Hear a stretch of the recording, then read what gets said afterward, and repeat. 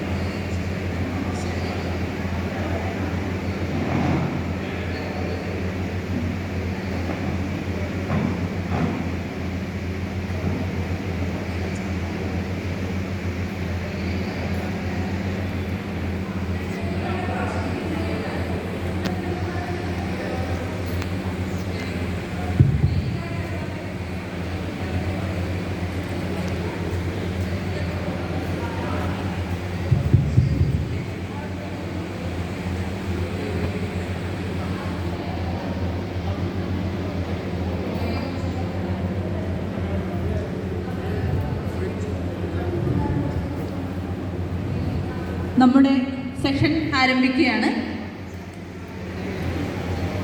നിങ്ങൾക്ക് ഇവിടെ കാണാവുന്നതുപോലെ മീണ ഗോത്രത്തിൻ്റെ കാവ്യജീവിതവും വ്യക്തിജീവിതവും എന്ന വിഷയത്തിൽ നമ്മുടെ അതിഥികളായി ശ്രീമതി ഷീര മീണയും ശ്രീ ഗൗതം കുമാർ മീണയും നമ്മോടൊപ്പമുണ്ട്. നമുക്ക് ആരംഭിക്കാം. स्वागत है आप दोनों का. जब राजस्थान की दोनों को देखते तो मन में पहली बार ये बोलने को आता है कि पधारो प्यारे देश, क्योंकि मतलब जब भी कोई राजस्थान का नाम सुनते हैं तो पहले बार एक ख्याल आता है. तो मेरा पहला सवाल ये है कि ये पधारो प्यारे देश ऐसे बोलना मतलब राजस्थान के सभी कम्युनिटी ऐसे बोलते हैं कि वो आजकल सभी इसमें फैशन सा हो गया है कि आप लोग भी ऐसे लोगों को स्वागत करते हैं? मैडम, आप सभी का बहुत बहुत आभार और तहे दिल से अभिनंदन.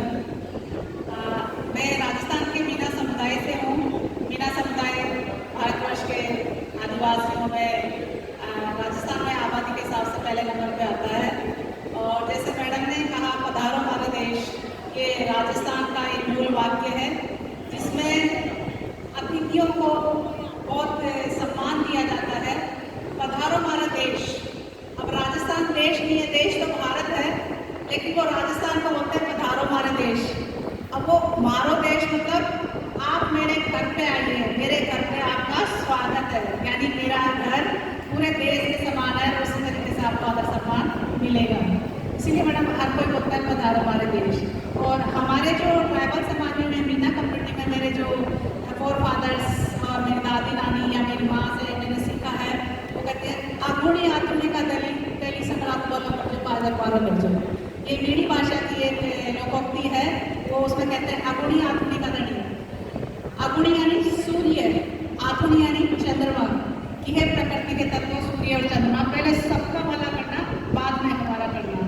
तो वही अतिथि देवो भव वाली जो भावना है, सबको सम्मान देने वाली भावना है, वो इन सबसे जुड़ी हुई है. രാജസ്ഥാനുമായി ബന്ധപ്പെട്ട എല്ലായിടത്തും നമ്മൾ കേൾക്കുന്ന പധാരോ മാറി ദേശ്, എൻ്റെ രാജ്യത്തിലേക്ക് എൻ്റെ നാട്ടിലേക്ക് എഴുന്നള്ളിയാലും എന്ന് പറയുന്ന ആ വാചകം, അത് എല്ലാ സമുദായക്കാരും തന്നെ അത് ഉപയോഗിക്കുന്നതായിരുന്നു. അത് മാത്രമല്ല മീണ സമുദായക്കാർ പ്രത്യേകമായി ഉപയോഗിക്കുന്ന ചില ആശംസാ വചനങ്ങളെ കുറിച്ചുമാണ് ശ്രീമതി ഷീര മീണ ഇപ്പോൾ നിങ്ങളോട് സംസാരിച്ചത്. നമുക്ക് അടുത്ത ചോദ്യങ്ങളിലേക്ക് കടക്കാം. जब मैं आपकी ये बायोग्राफी लिख रही थी तो उसमें लिखा है कि आपने वो फॉर्मल और शिक्षा वगैरह करके और उसके बाद आप टीचिंग भी की कुछ साल पहले. तो मतलब वो सब जब आप कॉलेज गए हो तो उसमें वहाँ पे तो हिंदी मीडियम होगा और जो भाषा आप घर में बोलते हो उसमें थोड़ा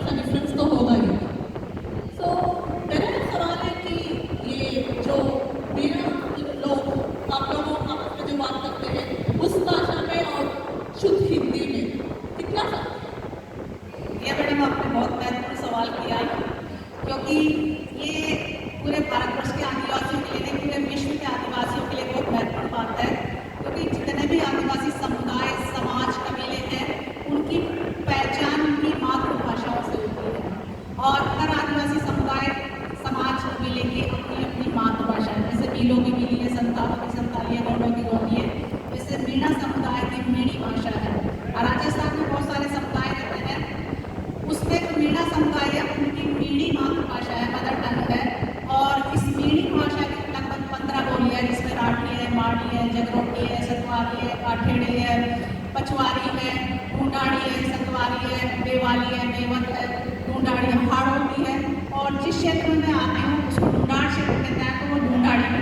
तो लगभग 15 बोलियाँ हैं और इसके कार्य मतलब अभी शुरू ही हुआ है, क्योंकि जो शैक्षणिक व्यवस्थाएं हैं उसमें आदिवासियों की भाषा को कहीं कोई स्थान नहीं मिला हुआ, और सरकार भी इस क्षेत्र में कोई प्रयास नहीं कर रही।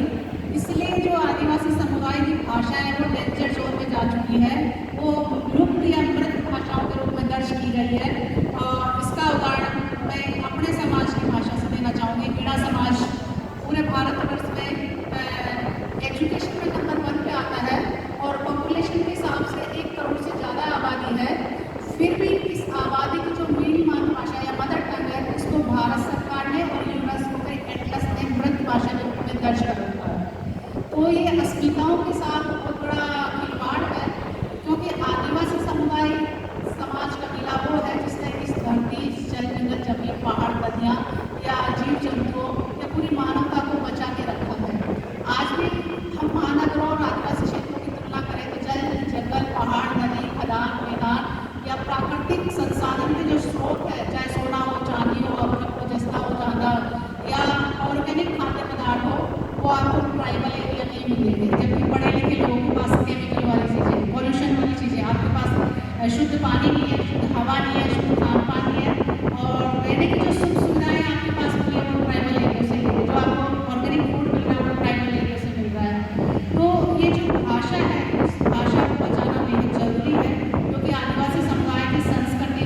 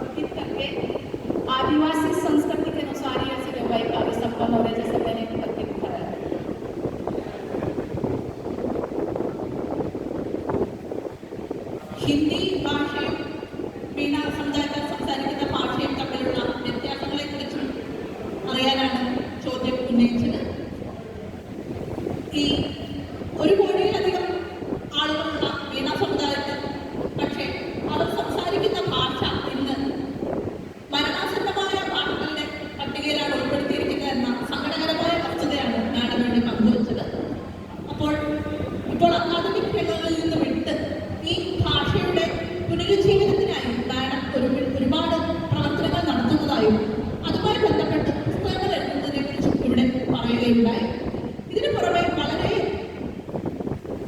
രസകരമായിട്ട് തോന്നിയ മറ്റൊരു കാര്യം, വിവാഹത്തിനുള്ള ക്ഷണക്കത്തുകൾ മീനി ഭാഷയിൽ തന്നെ ഡിസൈൻ ചെയ്യുകയും ഒരു 20ഓളം വിവാഹങ്ങൾ അത്തരത്തിൽ നടക്കുകയും ചെയ്തു എന്നുള്ള ഒരു വസ്തുതയാണ്. അപ്പോൾ മൺമറഞ്ഞു പോകുന്ന ഇത്തരത്തിലുള്ള ഭാഷകൾ നിലനിൽക്കേണ്ടത് വളരെയധികം ആവശ്യമാണെന്നും ആ ഭാഷ എന്നത് ഒരു സമുദായത്തിന്റെ ആത്മാവും അവരുടെ സംസ്കാരവുമായി ഏറ്റവും അധികം ബന്ധപ്പെട്ടിരിക്കുന്നതാണെന്നുള്ള കാര്യവും മാഡം ഇവിടെ അടിവരയിട്ട് പറയുകയുണ്ട്.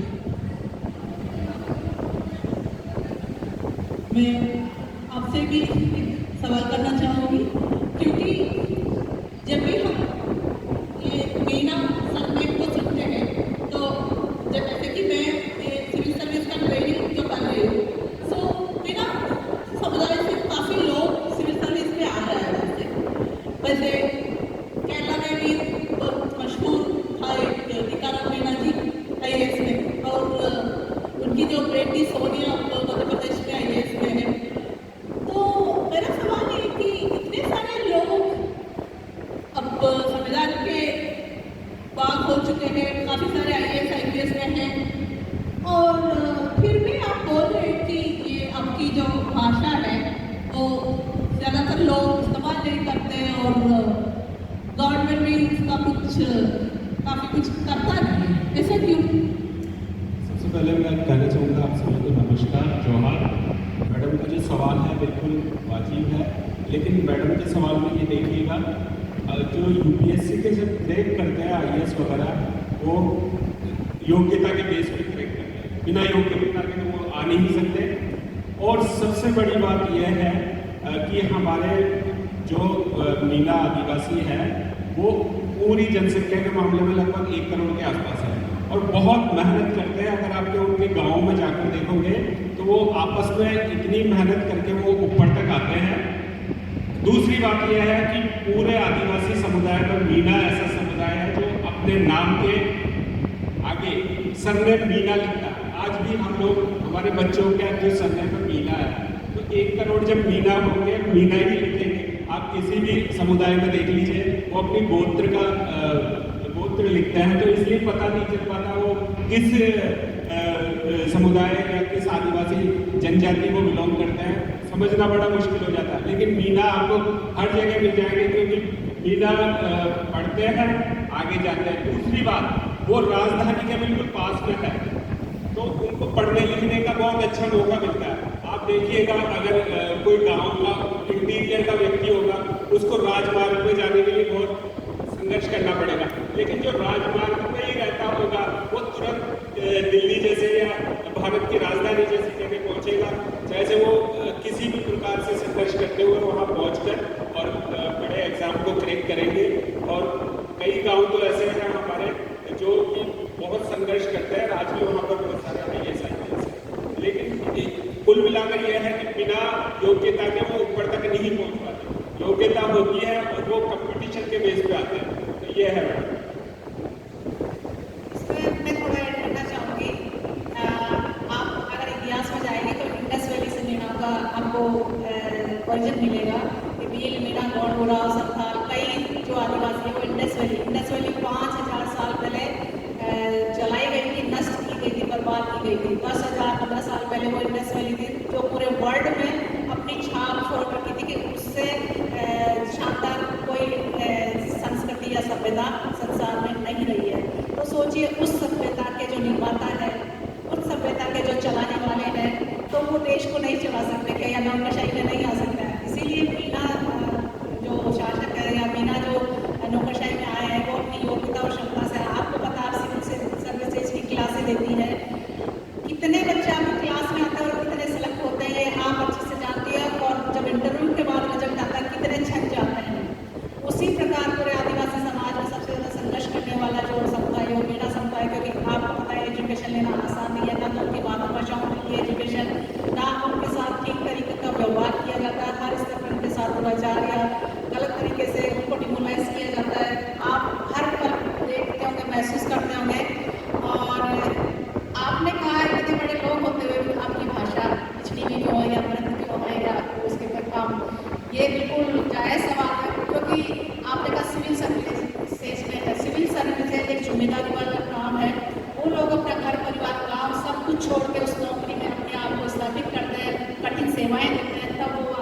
जबान है, इसीलिए वो भाषा और संस्कृति से दूर रहते हैं, तो वो इसी वजह से कार्य नहीं कर पाते। और जब समय मिलेगा तो अवेयरनेस आएगी तो IAS IPS ही नहीं, एक सामान्य व्यक्ति भी अपनी भाषा और संस्कृति को बचाने का प्रयास करेगा। उसका उदाहरण मैं खुद हूँ, क्योंकि मैंने दिल्ली विश्वविद्यालय में 5 साल पढ़ाया, मैंने नेट भी क्लियर किया, PhD भी किया, लेकिन जो सरकार है वो आदिवासियों के खिलाफ योजनाएं या नीतियाँ लाती है और उनके हक अधिकार को खाकर किसी और के खाते में डाल दिए, आपने कह दिया IAS IPS बन जाते हैं। लेकिन आप देखिए सरकार जब आई है तो 14 पॉइंट रोस्टर लेके आई है, तो 13 पॉइंट रोस्टर लाई थी, उसमें 14 पॉइंट ST का था, आदिवासी का था, और वो पूरे भारतवर्ष के आदिवासी को हक अधिकारों को सरकार ने खाया है।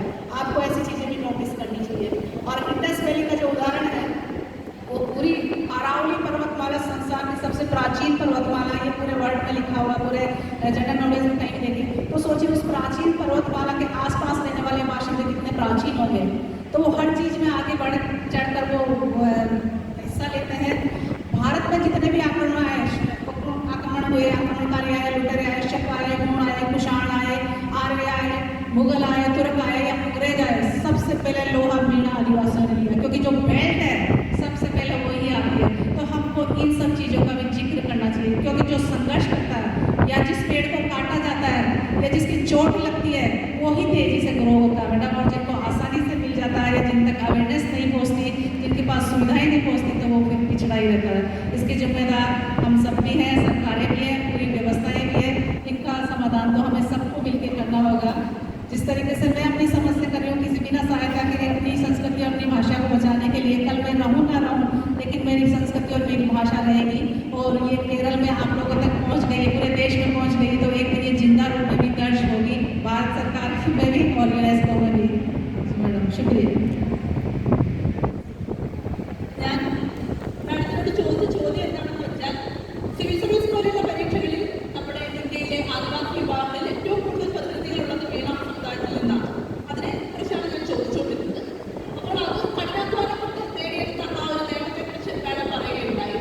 അപ്പോൾ അതിൻ്റെ പുറകിൽ നടക്കുമ്പോൾ എല്ലാവരും ചിലപ്പോൾ ആ ഒരു മാതൃഭാഷയെ ഉയർത്തിക്കൊണ്ടുവരാൻ ശ്രമിച്ചില്ലെന്ന് വരികയും ആ ഒരു അധ്വാനത്തിൻ്റെ ആ ഒരു മഹത്വത്തെക്കുറിച്ചാണ് മാഡം പ്രധാനമായും പറഞ്ഞത്. അതുപോലെ തന്നെ ഈ വീണ ഭാഷയും സംസ്കാരവും അതിൻ്റെ ഒരു പൗരാണികതയെക്കുറിച്ചും മാഡം ആക്ച്വലി പറയുകയുണ്ടായി. ഇന്ത്യയിലെ ഏറ്റവും പഴക്കം ചെന്ന അരാവലി പർവ്വതനിരകളെക്കുറിച്ചും അതിന് ചുറ്റും ജീവിക്കുന്ന ആളുകളെക്കുറിച്ചും അത്രയും പ്രാചീനതയുള്ള ഭാഷയെക്കുറിച്ചുമുള്ള ആ ഒരു അഭിമാനം മാഡത്തിൻ്റെ വാക്കുകളിൽ നിന്ന് നമുക്ക് വായിച്ചെടുക്കാൻ സാധിക്കും. അതുകൊണ്ട് തന്നെ സ്വന്തം ജീവിതം തന്നെ ആ ഒരു ഭാഷയുടെ ഒരു ഉയർച്ചയ്ക്കും അതിൻ്റെ നിലനിൽപ്പിനും വേണ്ടിയുള്ള ശ്രമങ്ങളിലാണ് ഇവർ ഒഴുകിയിരിക്കുന്നത്. തികച്ചും അഭിമാനകരമായ ഒരു വസ്തുതയാണ്. और हम लोगों से मैं ये भी कहना चाहूँगी कि केरला में वैसे लिटरेसी का काफ़ी सारे अच्छे सुविधाएं हैं, फिर भी हमारे यहाँ से जो आदिवासी बच्चे हैं वो IAS वगैरह में बहुत कम आते हैं। काफ़ी सारे लोग यहाँ पे छोटा मोटा काम कर लेते हैं, ऐसे आगे जाने का सोच नहीं थे, इसलिए तो मैं पूछ रही थी। ये ठीक है मैडम, कम आता है, लेकिन केरला के जितने विदेश में भारत के किसी भी राज्य के कोई विदेश में नहीं लिखने, तो जब वो विदेश जाएंगे तो IAS क्यों बनेंगे? उनको बिजनेस करना, ज़्यादा पैसा कमाना है, तो IAS बन के वो कितना कमा लेंगे ये आपको पता ही है। हकीकत है ये हमारी, इस हकीकत से हमें रूबरू होना चाहिए। अगर आपको देश की सेवा करनी है तो आप देश में रहेंगे, चाहे चपरासी बने, चाहे बाबू बने, चाहे IAS बने, IPS रहे, आप सेवा कर सकते हैं। लेकिन आप जब विदेश में जाएंगे तो कैसे बनेंगे? सही बात है। वैसे ये जो यहाँ पे लोग सोचते हैं कि या तो मैं करके आगे काम करूँ या विदेश जाऊँ, बाकी जो स्टेट में जाने का अपना शौक नहीं है। मैडम കേരളത്തിൽ നിന്ന് ആദിവാസി വിഭാഗങ്ങളിൽപ്പെട്ടവർ സിവിൽ സർവീസ് പരീക്ഷ എഴുതുന്നത് വളരെ കുറവാണ്. സർവീസിൽ വരുന്നവർ അതിൽ കുറവാണെന്ന് പറഞ്ഞപ്പോഴാണ് വിദേശങ്ങളിലേക്ക് കൂടുതൽ ആളുകൾ പോകുന്നുണ്ടല്ലോ എന്നുള്ള കാര്യം മാഡം നമ്മുടെ സമർപ്പകമായിട്ട് സൂചിപ്പിച്ചത്. अब मैं अपनी कविता के बारे में कुछ पूछना चाहती हूँ।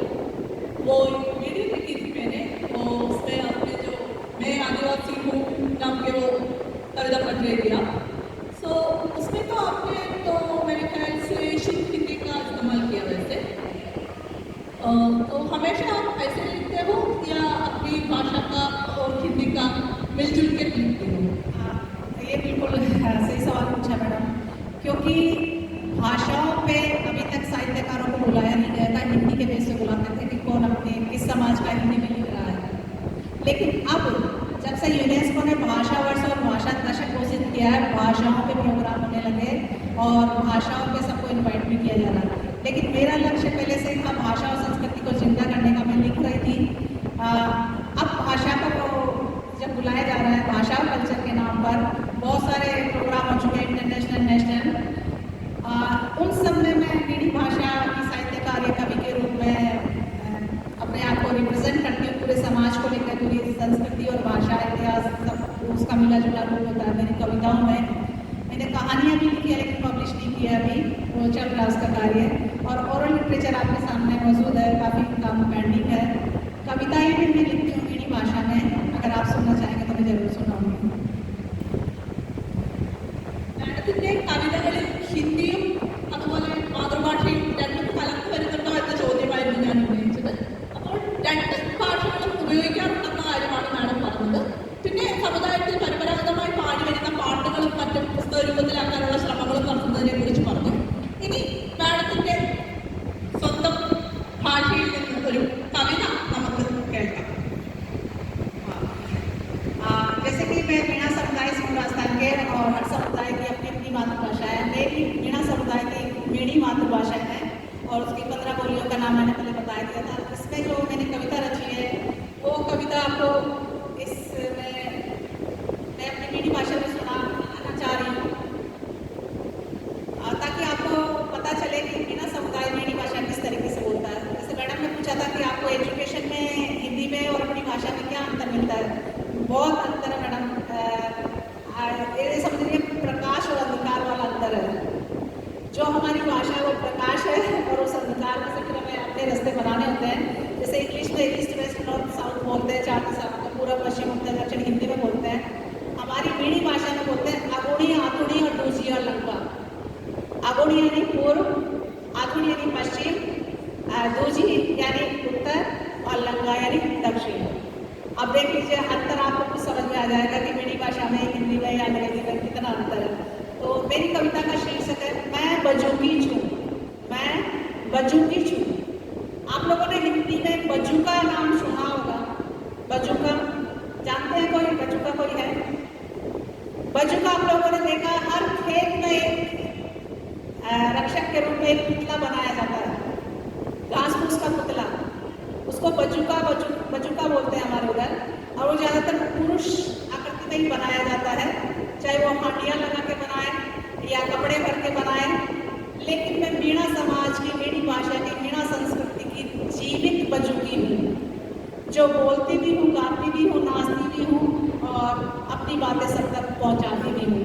वो बजूका निर्जीव है, वो सिर्फ खेत में खड़ा रहता है, वो खेत की भी रक्षा नहीं कर पाता। उसके सामने कोई भी आके खेत को नष्ट कर देता है, चढ़ जाता है, खा जाता है, ले जाता है। लेकिन मैं अपने समाज की सब चीज़ों को बचाने का प्रयास कर रही हूँ, उनको स्थापित करने का प्रयास कर रही हूँ। इसीलिए इस कविता का नाम रखा है मैं बजूकी छूं। मैं बजूकी छूं मेरी भाषा और संस्कृति का लार लारे, पुरखा बड़का का बितोड़ा काल की उखाड़ी में कलम सु तमास्ते के सामने दिलो बनाती चाल छूं।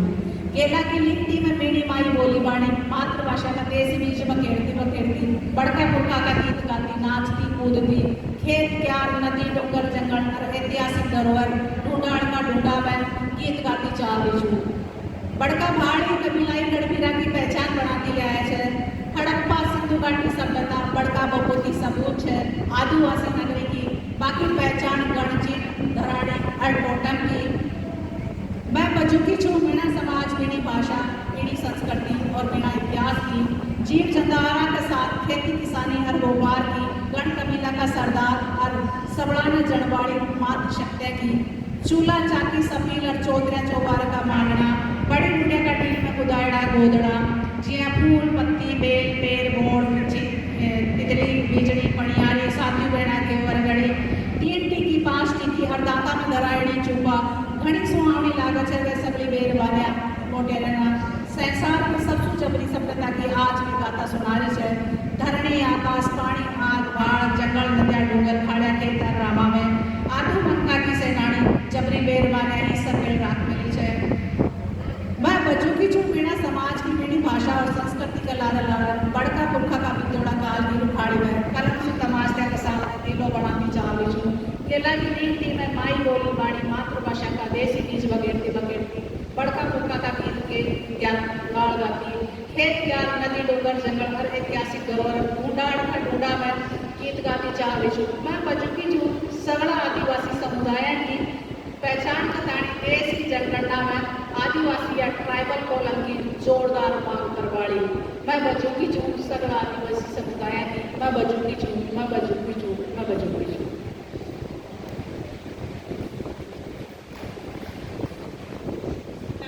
ഇപ്പോഴിവിടെ ആലപിച്ച കവിത അത് സ്വയം ഒരു നോക്കുകുത്തി, അതായത് നമ്മൾ കൃഷിക്കളത്തിൽ വിളവുകൾക്ക് ആപത്തൊന്നും സംഭവിക്കാതിരിക്കാൻ നടത്തുന്ന ഒരു നോക്കുകുത്തി പോലെ എൻ്റെ ഭാഷയെയും സംസ്കാരത്തെയും രക്ഷിക്കാൻ നിൽക്കുന്ന ഒരു നോക്കുകുത്തിയായി സ്വയം സങ്കല്പിച്ചുകൊണ്ട് എഴുതപ്പെട്ടിട്ടുള്ള കവിതയാണ്.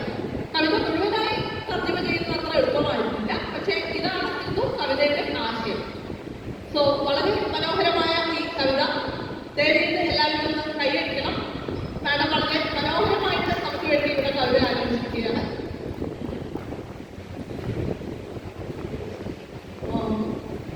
राजस्थान के बारे में और बोलूँ तो मुझे वैसे संगीत बहुत पसंद है, तो अंगनियार और लंगा के बारे में भी सुना है, कालबेलिया डांस वगैरह देखी थी। और लेकिन जो मीणा समाज है, मीणा समाज के गानों के बारे में मुझे ज़्यादा जानकारी नहीं है, क्योंकि मुझे पता है कि आपके समाज में भी हर कोई अवसर पर या त्योहार पर शादी के अवसर पर कभी टाइप पे तो गाने तो होते होंगे। अगर आप कुछ गाना सुनाएंगे तो बहुत खुशी होगी मेरे लिए। ठीक है मैडम, आपने बहुत अच्छा मौका दिया मुझे अपनी संस्कृति को पेश करने का, अपनी भाषा को जिंदा रूप में रखने का। आप यूट्यूब पे सर्च करेंगे मीणा गीत या मीणा दंगल गीत या कन्हैया मीणा गीत, किसी भी नाम से करेंगे तो यूट्यूब पे बहुत सारे वीडियो आपको मिलेंगे। मैं बताना चाहूँगी जैसे हर समुदाय की गीत और नृत्य की अलग अलग शैलियाँ हैं, उनकी अपनी पहचान है, पहनावा है, खान पान है, ऑर्नामेंट्स है, उसी तरह के मेरे समुदाय की भी पहचान है। और हमारे समुदाय में जो गीत गायन की शैलियाँ वो कम से कम 25 गीत गायन की शैलियाँ, जिसमें ढांचा है, सुड्डा है, उछाटा है, कीर्तन है, जिगरी है, दंगल है, कन्हैया है, गाड़ है, ऐसे करके मतलब 25 के आसपास गीत गायन की शैलियाँ हैं। और शादी ब्याह के गीत अलग है।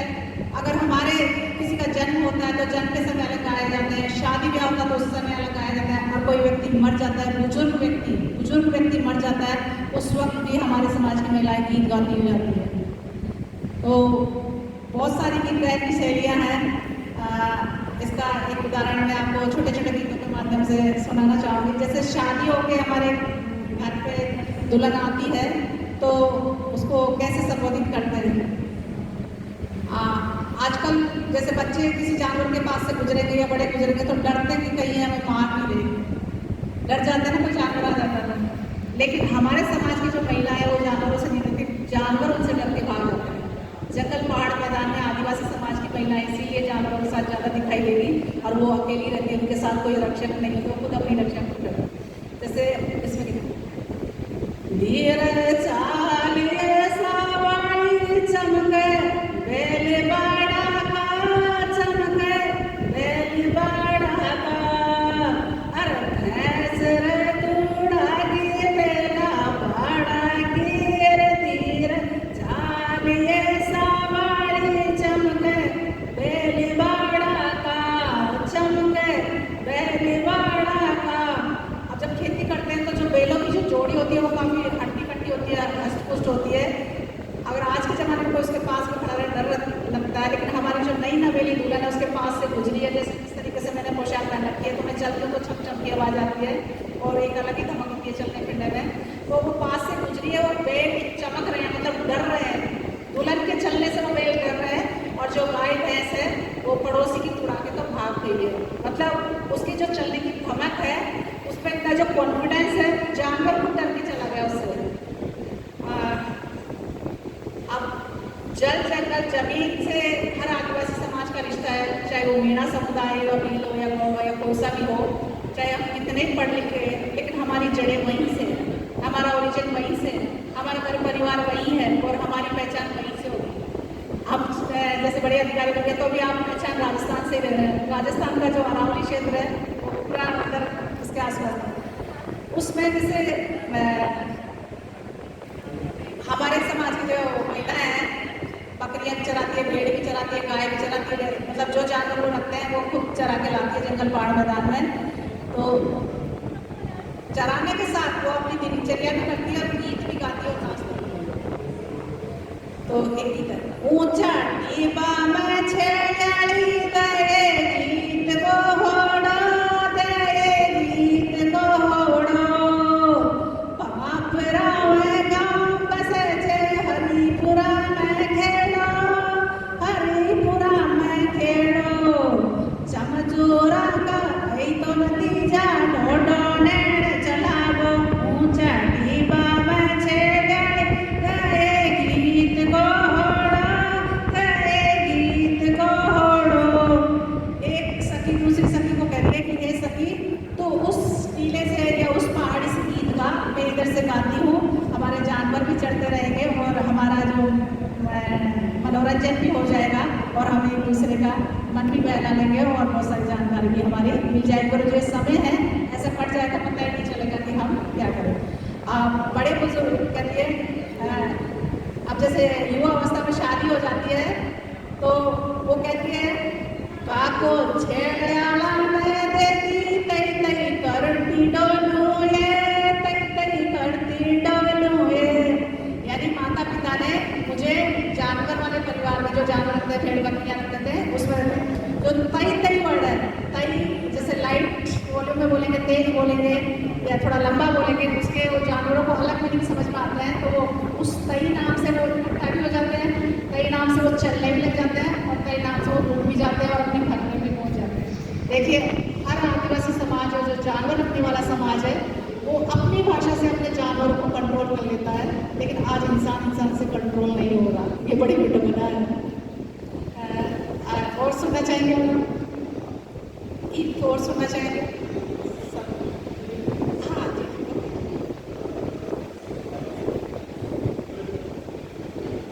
मीणा സമുദായത്തിലെ ഗാനങ്ങളെ കുറിച്ചുള്ള ചോദ്യത്തിന് മറുപടിയായാണ് മാഡം മനോഹരമായ ഗാനങ്ങൾ ആലപിച്ചത്. വിവാഹത്തിന് ശേഷം അലങ്കരിച്ച് ആഭരണങ്ങളിട്ട് നടന്നു വരുന്ന നവവധുവിനെ കണ്ട് വലിയ കാളകളും ഒക്കെ പോലെയുള്ള മൃഗങ്ങൾ പോലും ഭയപ്പെടുന്നു എന്നുള്ള വളരെ രസകരമായ ഒരു ആശയം അതിലൊരു ഗാനം മുന്നോട്ട് വയ്ക്കുകയുണ്ടായി. അതുപോലെ തന്നെ നിത്യജീവിതവുമായി ബന്ധപ്പെട്ടിട്ടുള്ളതും മറ്റുമായിട്ടുള്ള ഗാനങ്ങളാണ് മാഡം ഇവിടെ ആലപിച്ചിരിക്കുന്നത്. നമ്മുടെ സമയം തീരുകയാണ്. सिर्फ 5 मिनट बचे हैं हमारे साथ, तो मैं ये कहना चाहूँगी कि जो बच्चे हैं आपके समाज के, और बच्चों में ये संस्कृति और भाषा के बारे में उसका अंदर में भी ये सब होना चाहिए, क्योंकि आजकल कोई और स्थिति बोल रहा था कि एक जो हिंदी है तो, लेकिन इतने सारे डायलेक्ट भी हैं, क्योंकि सभी हिंदी सुनते हैं, हिंदी फिल्में सुनते हैं, गीत वगैरह। तो बच्चों के लिए, छोटे बच्चों के लिए उनके मन में ये अपनी भाषा और संस्कृति के बारे में वो फीलिंग को, प्राइड को जगाने के लिए आपने क्या करने का सोचा है आगे? मैडम, ये बहुत मतलब पूरे समाज, पूरे आदिवासी समुदाय के लिए बहुत महत्वपूर्ण सवाल है। तो उस सवाल का जवाब यही है कि आप हर अवसर पर अपनी मातृभाषा का इस्तेमाल करें, चाहे वो त्यौहार हो, व्यवहार हो या मेल जोल का सांस्कृतिक पर्व हो, कोई सा भी उत्सव हो, उन सब में आप अगर कुछ कार्ड प्रिंट करवाना चाह रहे हैं तो अपनी मातृभाषा में करवाइए। बोलना चाह रहे हैं, गीत गा रहे हैं, नाच रहे हैं, तो अपने कल्चर के अकॉर्डिंग उनको मौका दीजिए और खुद नाचिए, खुद गाइए, अपने अपने वाद्य यंत्र उनका इस्तेमाल कीजिए। और मैं नई पीढ़ी के लिए और युवा पीढ़ी के लिए और बुजुर्गों के लिए मैं इतनी बड़ी तो नहीं, लेकिन जीवन का अनुभव बड़ा होता जा रहा है। मुझे पूरे भारतवर्ष का ट्राइबल समाज बहुत मान सम्मान देता है और अपने अपने मंच पे समाज के लिए का मौका देता है, मेरा मीणा समाज भी मुझे मौका देता है और मैं ज़्यादा से ज़्यादा समय पूरी ट्राइबल सोसाइटी के लिए निकालती हूँ, क्योंकि जो जानकारी मेरे पास है वो जानकारी मैं सब में शेयर करना चाहती हूँ कि हम चीज़ों को किस तरीके से बचा सकते हैं।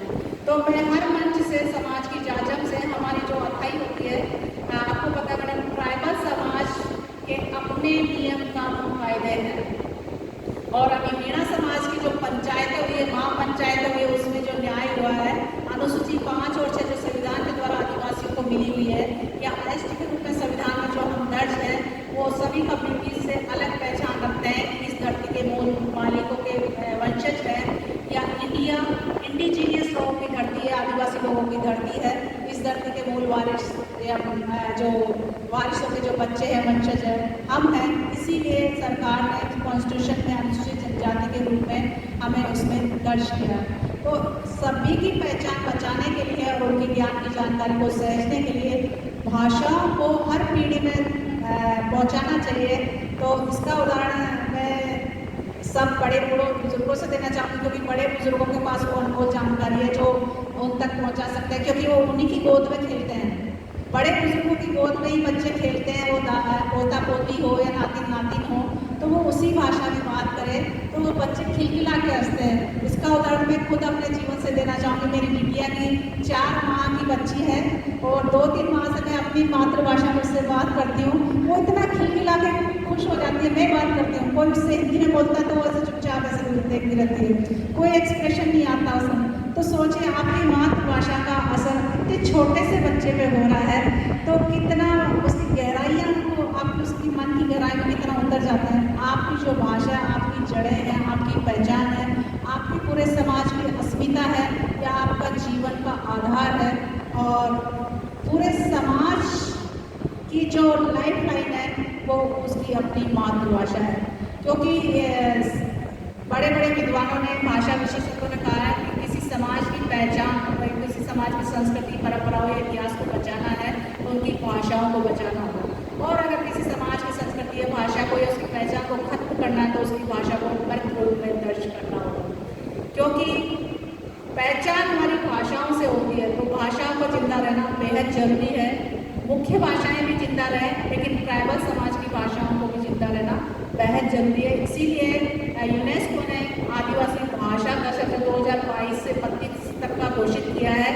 तो ये बहुत सराहनीय पहल है और मैं जितना समझ पाई हूँ शायद ऐसे आयोजन उसी पहल के अकॉर्डिंग हमें समझने में आ रहे हैं और हम जैसे लिखने वाले भी उसी से प्रेरणा पाकर कुछ ना कुछ लिखने का प्रयास कर रहे हैं। अपने परिवार, समाज, परिस्थितियों का बखूबी निभाते हुए एक अपना जो दायित्व है, क्योंकि एक जो मानव जीवन है वो परिवार, समाज, राष्ट्र और अंतर्राष्ट्रीय संपदा के रूप में होता है, तो इसका इस्तेमाल सबके लिए होना चाहिए।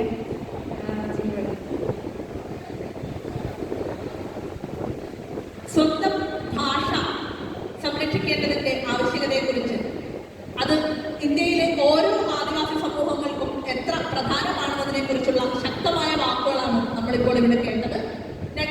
2022 മുതൽ 32 വരെ യുനെസ്കോ ഇതുപോലെയുള്ള ഭാഷകൾക്ക് വേണ്ടിയുള്ള ദശകമായി പ്രഖ്യാപിച്ചിരിക്കുമ്പോൾ ഓരോ ആദിവാസി സമൂഹവും അവരുടെ ഭാഷ പരമാവധി ഉപയോഗിക്കുകയും അതിനെ ജീവനോടെ നിലനിർത്തുകയും ചെയ്യുന്നു. സാധിക്കാവുന്ന ഇടങ്ങളിലെല്ലാം ആ ഭാഷ ഉപയോഗിച്ച് അതിനെ നിലനിർത്തേണ്ടതാണെന്ന് ആണ് മാഡം ഇവിടെ സൂചിപ്പിച്ചത്. സോ നമ്മുടെ സെഷൻ ഇവിടെ പൂർണ്ണമാവുകയാണ്. बहुत धन्यवाद आप दोनों का। सिर्फ 30 मिनट का टाइम मिला है, नहीं तो और कुछ सवाल पूछना चाहती थी। ये नेशनल लिटरेचर फेस्टिवल में आने का और हमारे साथ जो बात करने का आपका बहुत बहुत धन्यवाद। कितना की वजह की और मेरी पर्सनल तरफ से और भी मुलाकात होने की इच्छा रहती है। तो thank you everyone for the session. We have to wind it up within 30 minutes.